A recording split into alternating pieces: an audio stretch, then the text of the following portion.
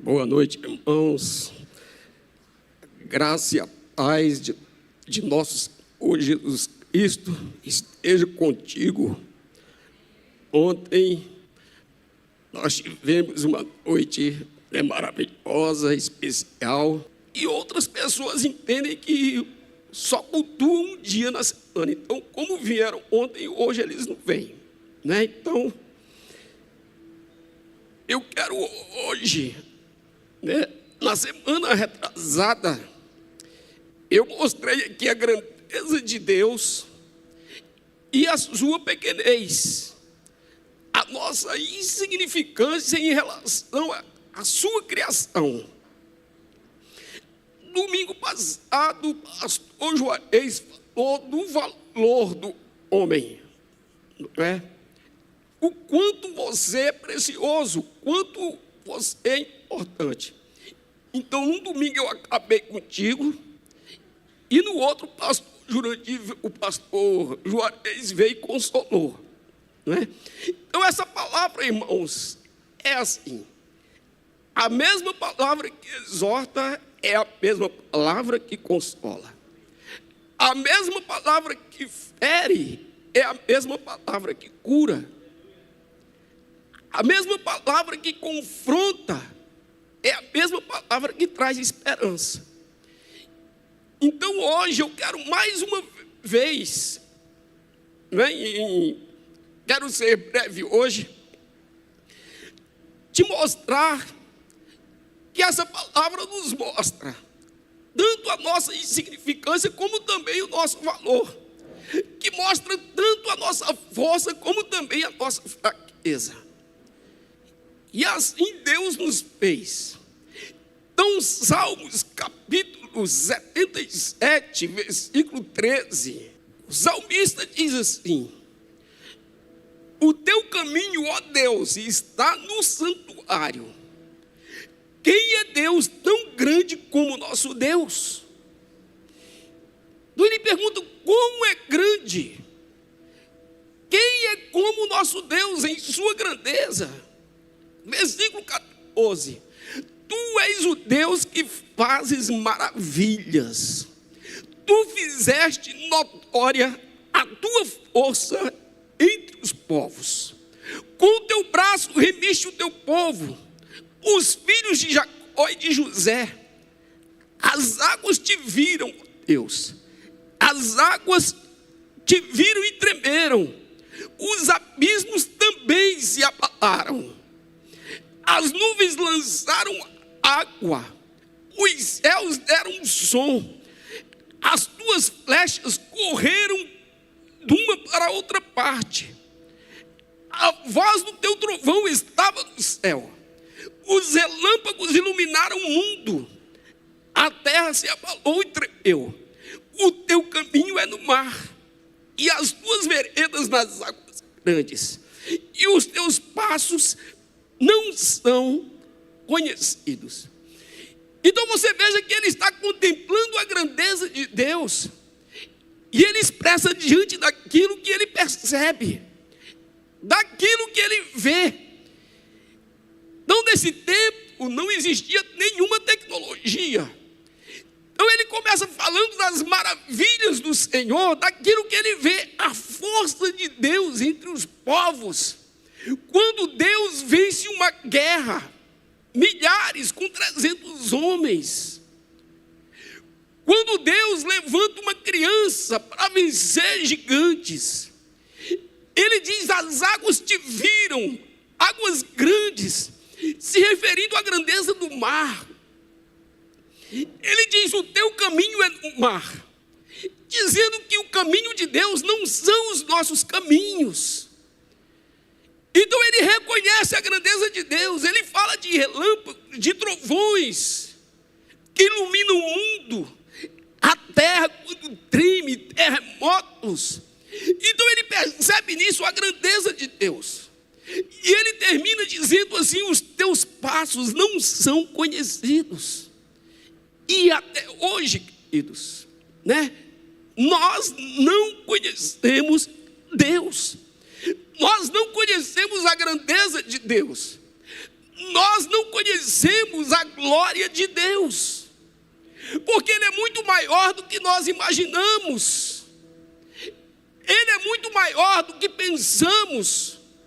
Então nós não temos uma mente capaz, sabe, de fazer uma medida da sua glória, da sua grandeza.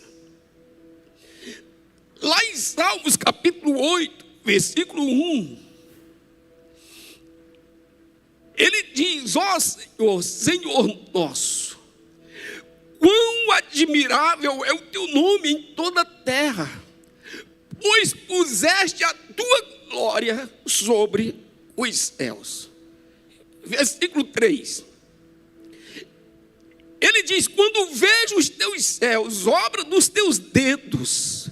Então ele reconhece que tudo isso que é visível, ele sabe que isso são obras dos dedos de Deus. Ele diz: a lua e as estrelas que preparaste, que é o homem mortal, para que te lembres dele, o filho do homem, para que o vistes. Então aqui o salmista compreende a nossa pequenez. Ele reconhece a sua insignificância diante da criação de Deus. Ele reconhece a fraqueza do homem em relação à criação do universo. Então ele diz: quem é o homem mortal, para que te lembres dele. Então, queridos, Deus, a sua grandeza, quando você olha para a sua criação, tudo que ele faz tem abundância. São números assim absurdos, não é? Fala de milhões, de bilhões. Quando você olha para o corpo humano, então o corpo é formado por 37 trilhões. Você não tem nem ideia desse número, né? De células. Então existe uma abundância, uma quantidade absurda de células no teu corpo para que você esteja de pé. Quando o homem olha para o tamanho do sol e olha para o tamanho da terra, que ele faz as contas, então ele percebe que dentro do sol, na sua dimensão, cabem 1.300.000 terras. Então só em relação ao sol nós somos muito pequenos, já nos tornamos, não é, insignificantes. Então o homem de repente manda um telescópio para o espaço para fotografar a nossa galáxia. E quando ele olha, ele enxerga lá de 100 a 400 bilhões de estrelas só na nossa galáxia. Então quando você olha a criação de Deus, tudo são bilhões, trilhões. São quantidades absurdas. É por isso que a Bíblia diz que o nosso Deus é um Deus de abundância, um Deus abundante. Inclusive quando ele fala da vida, te leva a viver uma vida abundante. Porque a vida, apesar de termos uma só, existe quantidade nessa vida. Então você pode viver uma vida mesquinha, você pode viver pouca vida, como você pode viver uma vida em abundância. Tem gente que vive uma vida muito pequena, sempre sofrendo, sempre desesperado, sem ter esperança. Tem gente que vive, por exemplo, irmãos, um casamento sem desfrutar desse casamento, assim como uma pessoa vive a sua vida sem desfrutar da sua vida. Nós já contamos aqui que no início do meu casamento a gente discutia muito, eu e a Cris, e caiu a ficha. Eu falei para ela: a gente tem que parar com isso, porque quando a gente briga, irmão, a gente, né, fica de castigo, não beija, não se abraça. dorme um virado para o outro, fica magoado, com rancor, com tristeza, fica chato que só. Eu falei, a gente está perdendo a nossa vida. Em vez da gente arrochar e um aproveita o outro, a gente fica aqui brigando, vamos parar. E aí, irmão, a gente parou. Né? E hoje a gente, né, desfruta o outro e aproveita, porque eu entendi que a minha vida precisa ser uma vida abundante. Eu não posso viver uma vida mesquinha, porque o meu Deus é o Deus de milhões, de bilhões e de trilhões. Então, irmãos, quando o homem olha e vê essas 400 bilhões de estrelas, só na nossa galáxia, e cada uma orbitada por planetas, então ele começa a ver as estrelas, e de repente ele olha para o Sol, e eu quero te mostrar aqui uma estrela que o homem registrou, pelos telescópios, não é? Se chama UI, em inglês UI, é isso mesmo? Quase mineiro, né? Scary. E fica até difícil calcular o tamanho dela. E eu trouxe esse vídeo aqui para a gente enxergar mais uma vez, ver mais uma vez. Pode soltar o som também. Então, essa aí é a nossa terra, né? Que para nós já é um lugar que tem bastante espaço. Pode ir lá para o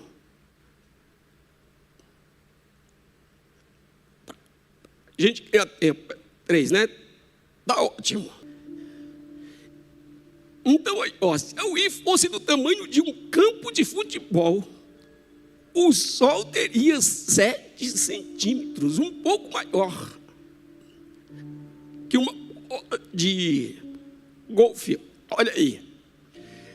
Se fosse do tamanho de um campo de futebol, se a estrela estivesse no lugar do Sol, iria engolir Mercúrio, Vênus, Terra, Marte e Júpiter, chegando bem perto de engolir Saturno. Ou seja, essa estrela seria quase do tamanho de todo o sistema solar. Para você ter uma ideia do tamanho dela e, consequentemente, do tamanho do teu Deus.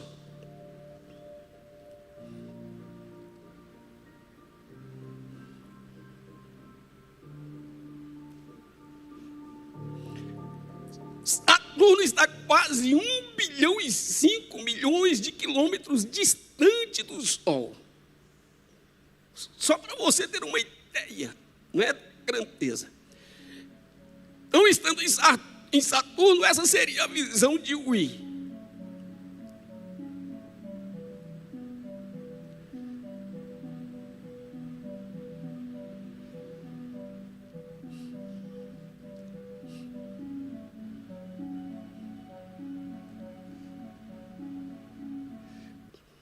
Você está vendo o Sol ali? Consegue enxergar? Um pontinho. Né? Então ali é o Sol, que é 1.300.000 vezes maior do que a Terra, tá? Então ele desaparece. E teve que colocar apenas, se você colocar toda a estrela, o Sol não dá para demonstrar com pixel. Né? Então pode continuar. A estrela é tão grande que para dar uma volta nela, levaria por volta de 7 horas. No Sol levaria apenas 14 segundos, irmãos. 14 segundos na velocidade do Sol. Nela seria 7 horas, né? Então daí você já percebe que o que tem lá em cima é muito maior do que nós imaginamos.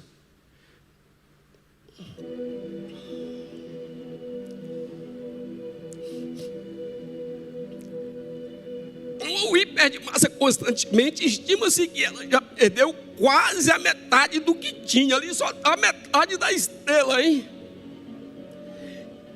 Então deve fundir lítio, carbono, oxigênio ou silício em seu núcleo dentro do próximo 1 milhão de anos. Após isso, a estrela começará a produzir ferro em seu núcleo, interrompendo a fusão nuclear para morrer em uma supernova. Então, todas as estrelas um dia morrem. Então, acontece essa explosão.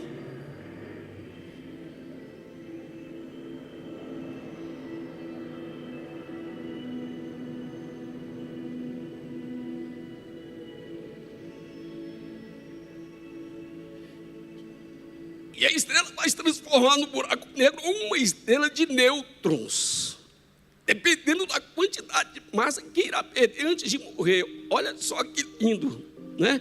Uma estrela de nêutrons.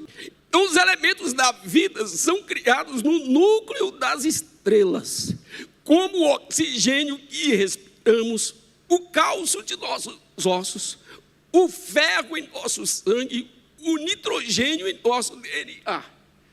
Então, o combustível que tem nas estrelas tem também no nosso corpo. Assim também como aquilo que tem na terra tem também no nosso corpo, né? Ferro, alumínio, magnésio e por aí vai.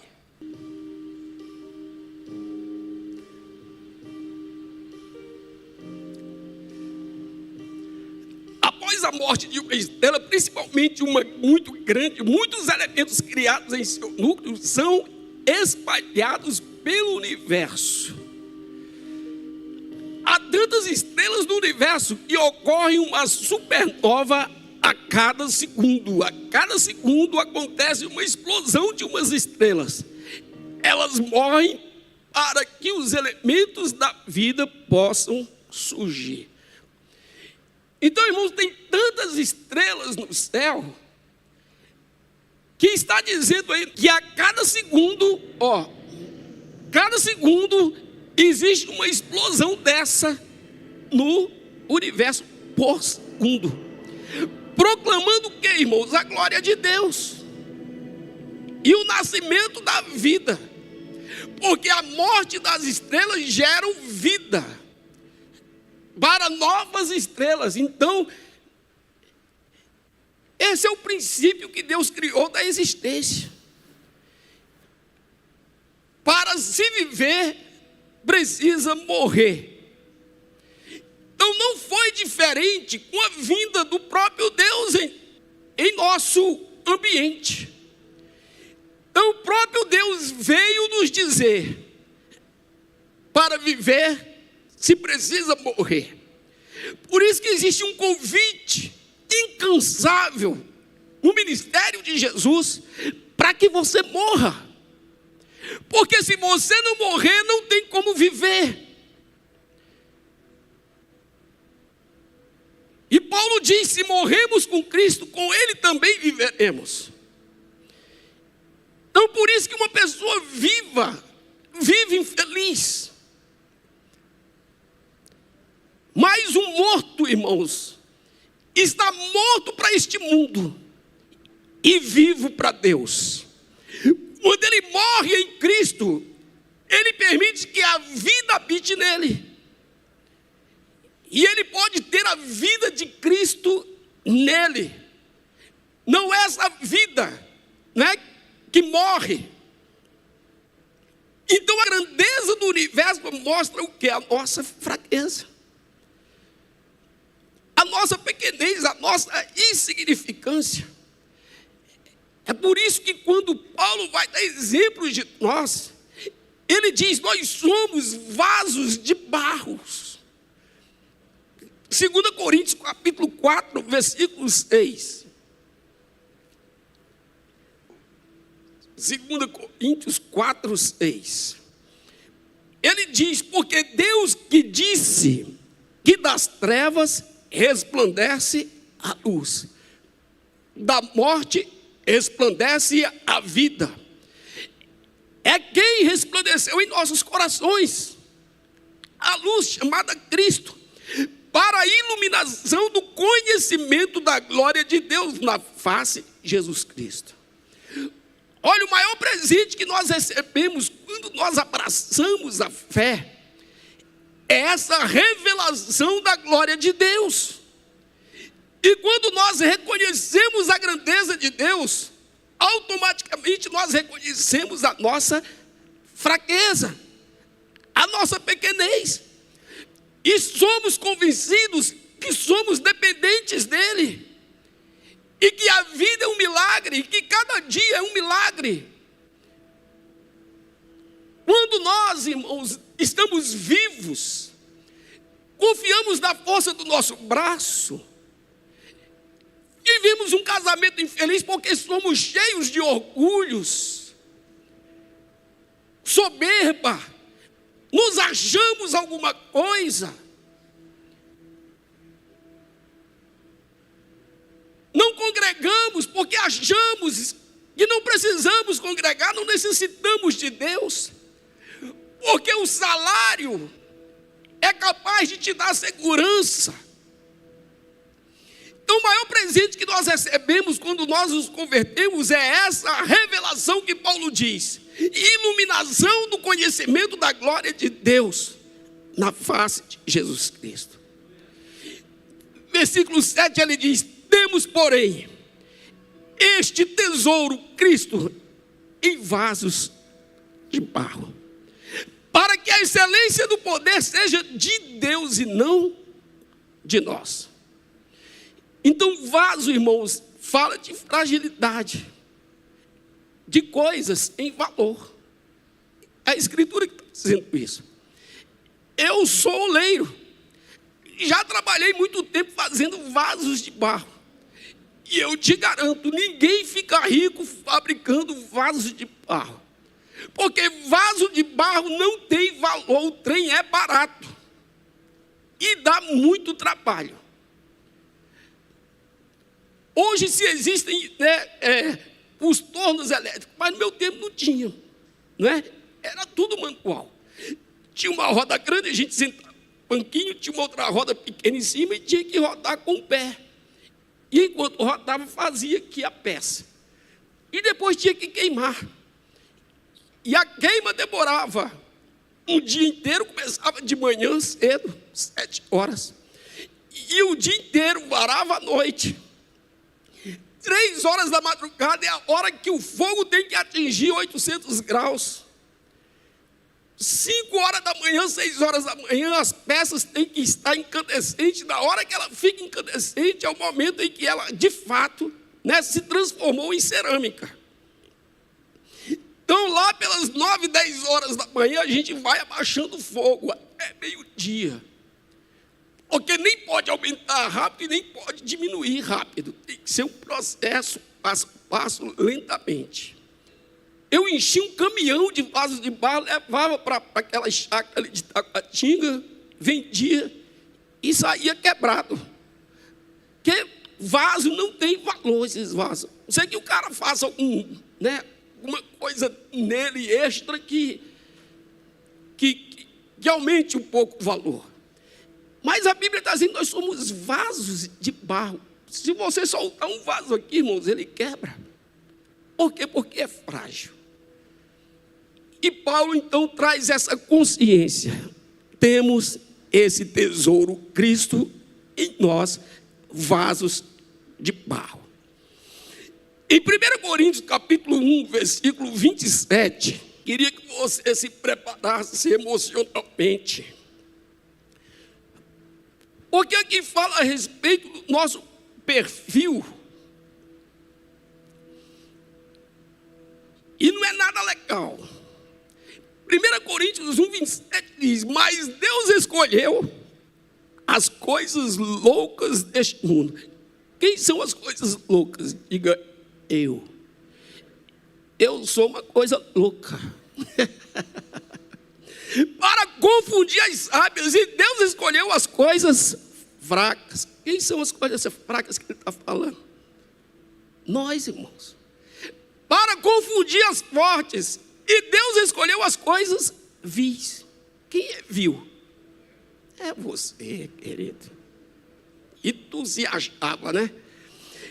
Ele diz: e as desprezíveis. Quem são os desprezíveis? É você. E as que não são, quem não é? Não é nada. É você, olha só. Então esse é o nosso perfil. Louco, fraco, vil, desprezível e não é. Então a Bíblia também chega e te coloca no seu lugar, sabe? Essa é a verdade. Lá em Laodiceia, Apocalipse 3,17, Jesus fala para essa igreja que estava se achando rica. Não tem gente que se acha. É, né? Então o cara recebe o 13º, ele já sai se achando. Vai direto para a CIA gastar o dinheiro, né? Então Jesus diz assim, olha, como dizes, rico sou e estou enriquecido, e de nada tenho falta. Aí ele diz, e não sabes que és um desgraçado. Ó. Miserável. Pobre. Cego. E nu. Irmão, não sou eu que estou falando isso. É a palavra. Desgraçado, miserável, pobre, cego e nu. Isso aqui é para mostrar a condição humana do homem. Condição humana. Porém, lá em Salmos, vamos voltar para o livro de Salmos, capítulo 8, versículo 5. Bateu, né? A bate, não sou eu. Os caras dizem, o pastor gosta de... Não, eu leio o que você não gosta de ler, né? Porque tem gente que só lê o que lhe interessa. Tem que ler o que não te interessa também, queridos.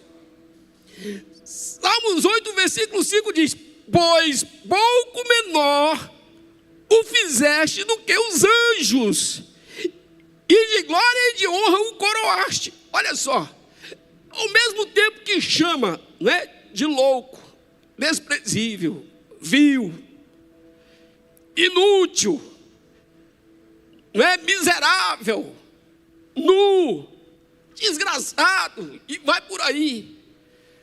Diz que fez você um pouco menor do que os anjos, e de glória e honra o coroaste. Aí aqui é para, né, curar o seu coração. Um pouco menor do que os anjos. Vamos ter uma ideia de anjo aqui então. Nós sabemos que nas escrituras nos mostram anjos tomando forma de homens, apesar de serem seres espirituais. E eles viajam pelo espaço, e numa velocidade, irmãos, que está muito acima da velocidade da luz.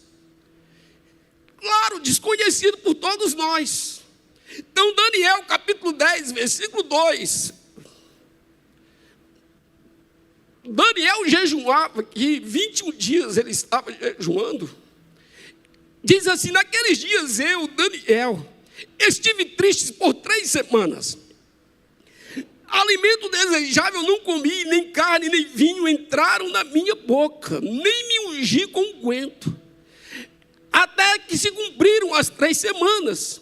E no dia 24 do primeiro mês, eu estava à borda do grande rio Hidekel. E levantei os meus olhos e olhei, e eis um homem vestido de linho.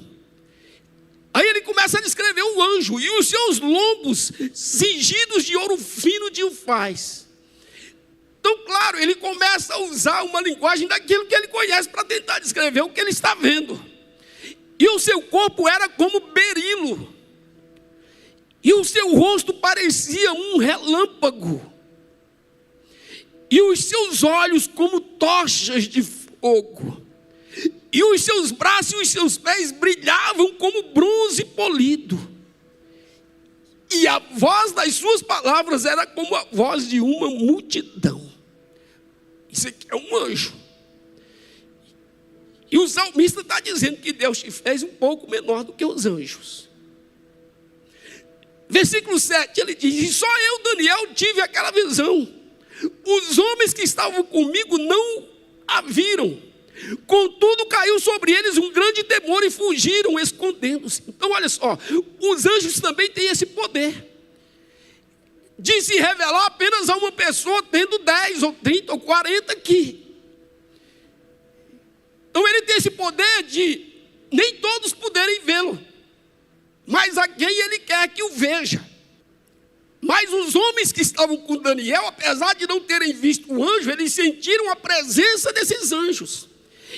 E disse: caiu sobre eles um grande temor, e fugiram daquele lugar e se esconderam, por causa do que eles sentiam naquele momento. Versículo 8 diz: fiquei, pois, eu só a contemplar aquela grande visão, e não ficou força em mim. Então Daniel, mesmo sendo um homem cheio da presença de Deus e tendo muita comunhão com Deus, diante da presença daquele anjo, ele desmaiou. Ele ficou fraco. Ele diz: e não ficou força em mim, transmudou-se o meu semblante em corrupção. O rosto dele foi desfigurando, e não tive força alguma. Então ele estava desmaiado. E versículo 9 diz: contudo ouvi a voz das suas palavras. Então mesmo desmaiado, ele estava ainda ouvindo a voz do anjo. E ouvindo o som das suas palavras, eu caí sobre o meu rosto num profundo sono. Aí o homem desmaiou de vez, parou de ouvir o anjo. Então no primeiro momento ele caiu desmaiado, mas continuou ouvindo a voz do anjo. O seu corpo não suportou, ele apagou de vez. Versículo 10, ele diz: e eis que certa mão me tocou, a mão do anjo, e fez com que se movesse sobre os meus joelhos e sobre as palmas das minhas mãos. E me disse: Daniel, homem muito amado, entende as palavras que vou te dizer, e levanta-te sobre os teus pés, porque a ti sou enviado. Então o anjo, ele foi enviado por Deus. Então ele estava ali numa missão. Ele diz: e falando ele comigo esta palavra, levantei-me tremendo. Então me disse: não temas, Daniel, porque desde o primeiro dia em que aplicaste o teu coração a compreender e a humilhar-se perante o teu Deus, são ouvidas as tuas palavras, e eu vim por causa das tuas palavras. Então ele está dizendo: olha, no primeiro dia que você orou, por causa da sua oração, eu fui enviado a você. Ele diz: mas o príncipe do reino da Pérsia e resistiu 21 dias. Ou seja, no lugar onde eles habitam, em algum lugar do universo, que os telescópios ainda não filmaram, não fotografaram, esse anjo veio no mesmo dia, ele chegou aqui. Ele diz: no primeiro dia eu cheguei. Mas existia um príncipe da Pérsia, um demônio de classe, superior, com o seu exército, porque príncipes são cabeça de milhares. Ele diz: esses demônios me resistiram. Versículo 13, ele diz: e eis que Miguel, um dos primeiros príncipes, ou seja, esse anjo, ele não tinha uma patente superior, e tinha toda essa glória, o rosto como relâmpago, olhos como chama de fogo, pés reluzentes. Miguel teve que vir ajudá-lo, e quando Miguel chegou, resolveu o problema, e o anjo então pôde trazer o recado a Daniel. Então isso aqui é a ideia de um anjo, onde a palavra diz que Deus os formou um pouco menor do que os anjos. E eu confesso a você que eu sempre, no início, eu era intrigado com essa coisa, de como pode. Nós somos meros mortais, comedores de farinha e rapadura, ser um pouco menor menor do que os anjos. No versículo 6, queridos, o salmista começa a trazer para nós a nossa revelação. Ele diz: fazes com que ele tenha domínio, falando do homem, sobre as obras das tuas mãos, tudo puseste debaixo de seus pés, na terra. Todas as ovelhas e bois, assim como os animais do campo, as aves dos céus e os peixes do mar, e tudo que se passa pelas veredas dos mares. Então ele diz assim: olha, o Senhor fez o homem um pouco menor do que os anjos, e deu a ele domínio sobre as obras das suas mãos, porque o homem de fato tem domínio sobre os animais, sobre os peixes, sobre as aves, né? Ele diz no versículo 9: ó Senhor, Senhor nosso, quão admirável é o teu nome sobre toda a terra. Sobre toda a terra.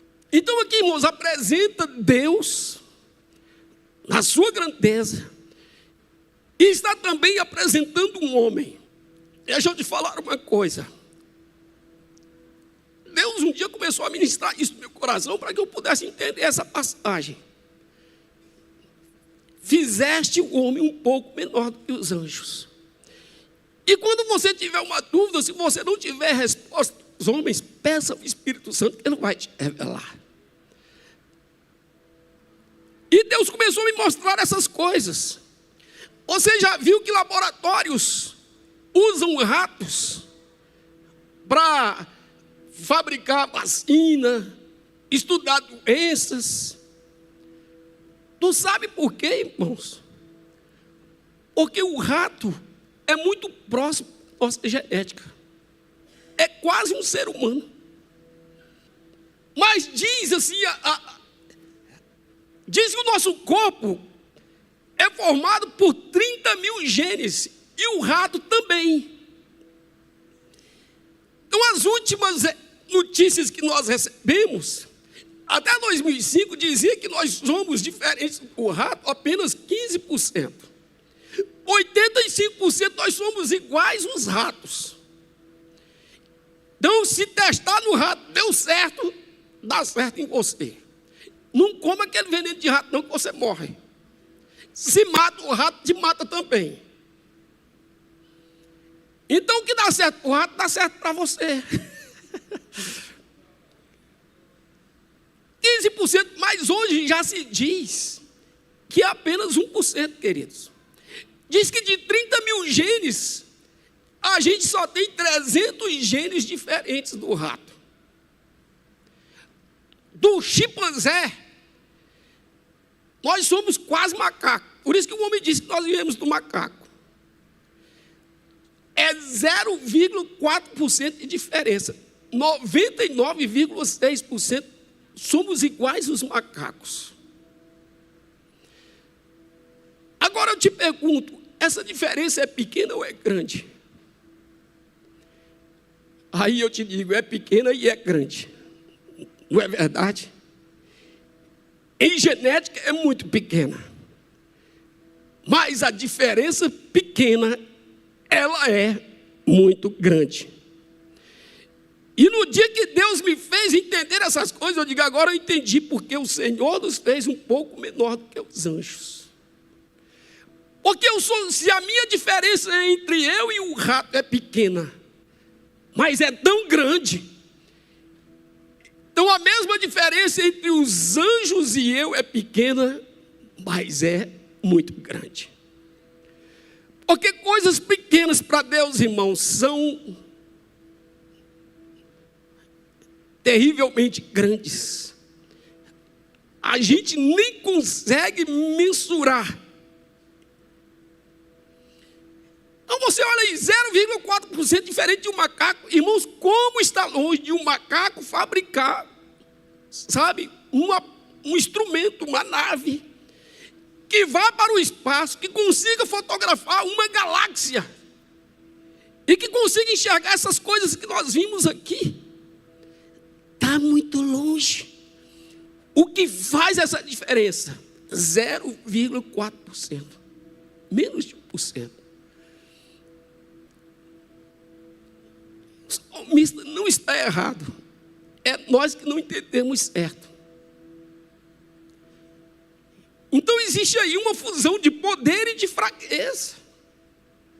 Quando você olha para Jesus, no seu poder, na sua divindade, o que Jesus fez, irmãos? Ressuscitou mortos, curou cegos, coxos, leprosos, multiplicou o alimento, transformou água em vinho, fez discípulos terem pescas miraculosas, andou sobre as águas, se transfigurou diante dos discípulos.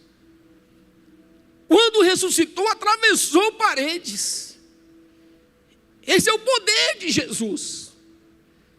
Mas e neste Filho de Deus tão poderoso, como homem, nós podemos enxergar a sua fraqueza, sua pequenez. Na sua fraqueza ele sentiu dor, ele teve fome, ele teve sede. Lá na cruz ele pediu água, deram um vinagre para ele. Como homem, na sua fraqueza, ele chorou. Ele se sentiu só lá no Getsemane. Ele não conseguiu resistir à prisão dos romanos. Quando carregou a cruz, ele precisou de ajuda de Simão, o sirineu, para carregar a cruz. Ali estava a fraqueza de Cristo como homem. O vaso de barro estava ali sendo levado para a cruz.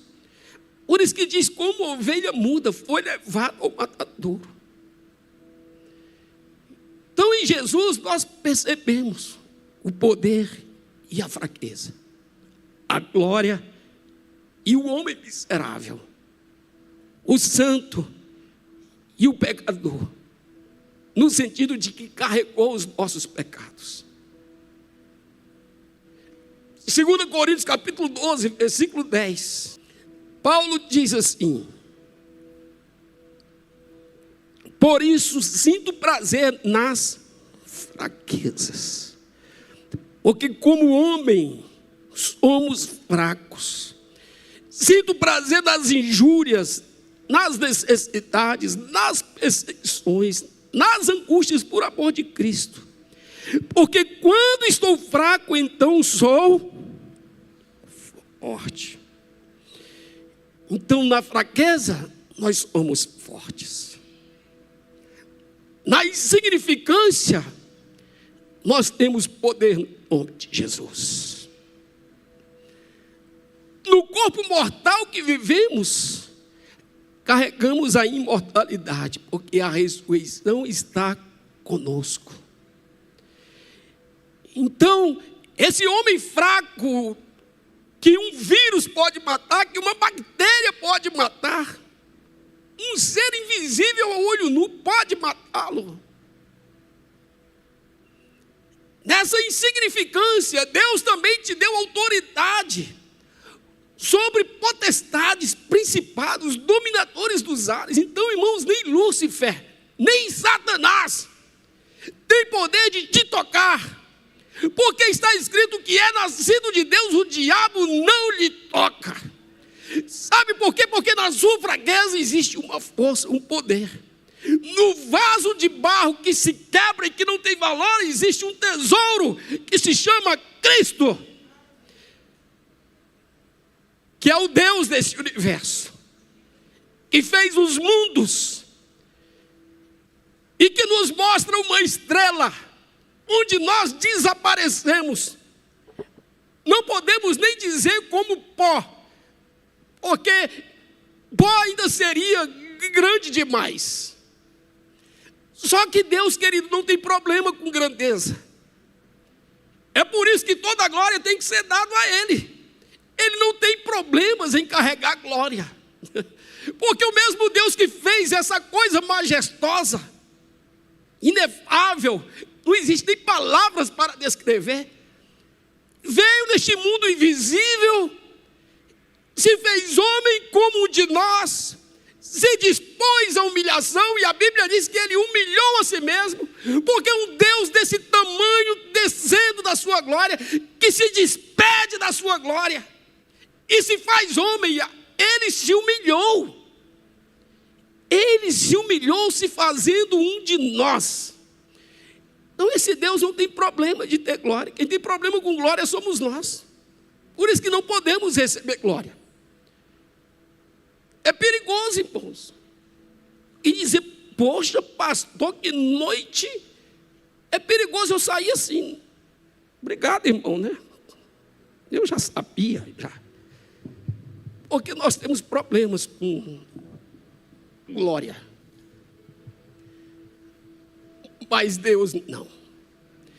Então toda a glória precisa ser dada a Ele. Então o segredo da força está na fraqueza.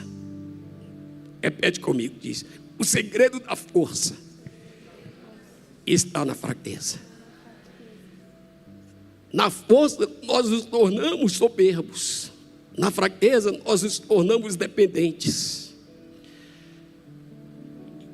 Foi na fraqueza que Cristo obedeceu a Cristo. A Bíblia diz isso. Ele aprendeu a obedecer por meio do que padeceu, do que sofreu. Então foi no sofrimento que Jesus obedeceu. Então é na fraqueza que está o poder. Porque a obediência, irmãos, quando você obedece, você reconhece a glória de Deus, você reconhece o senhorio de Deus, você reconhece o seu lugar, a sua pequenez. Filipenses capítulo 2, versículo 6.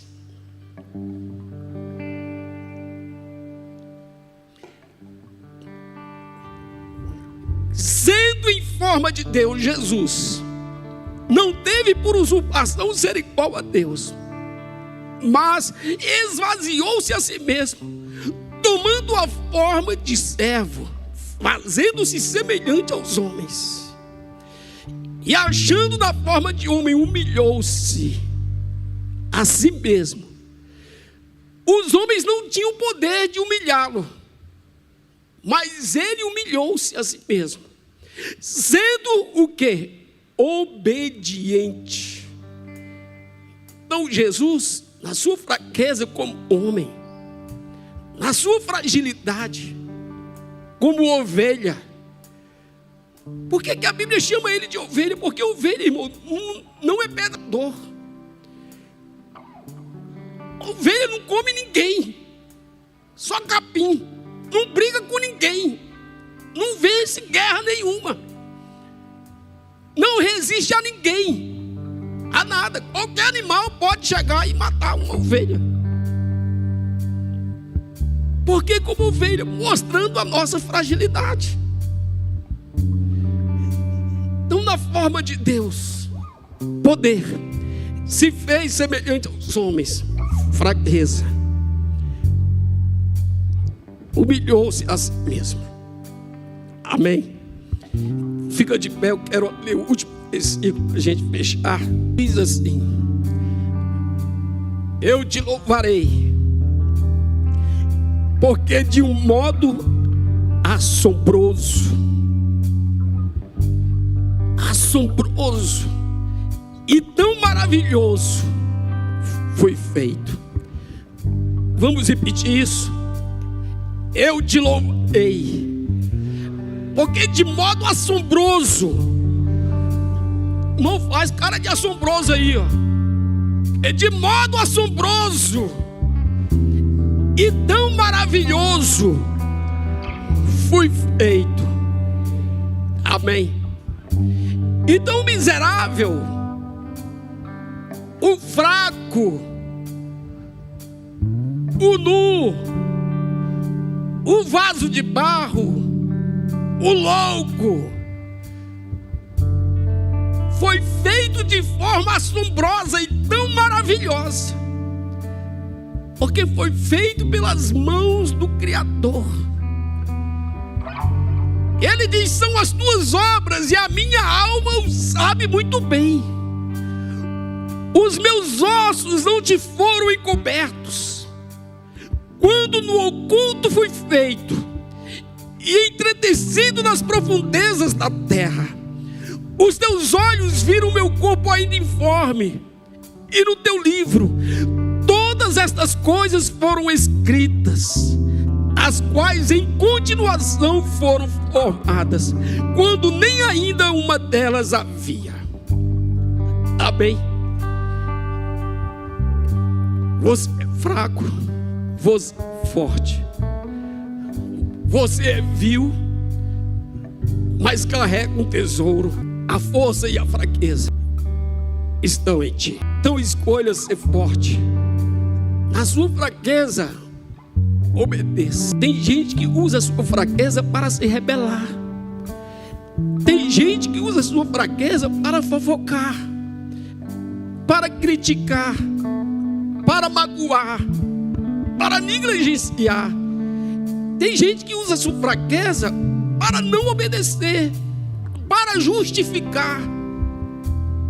Use a sua fraqueza para obedecer, porque Jesus, na sua fraqueza, obedeceu até a morte, e o resultado disso foi ressuscitar e se assentar à direita de Deus Pai. Amém?